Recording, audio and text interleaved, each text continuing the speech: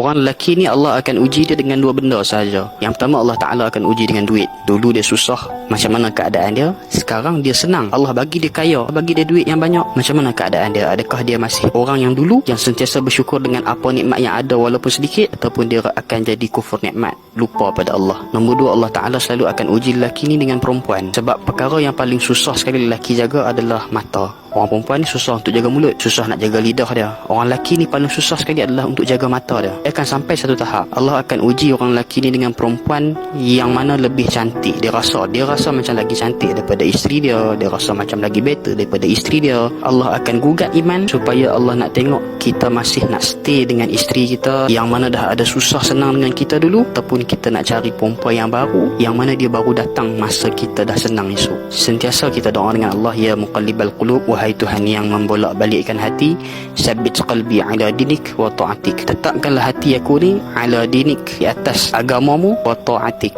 taat aku kepadamu. Tak minta Allah Ta'ala jauhkan kita daripada benda yang tak baik.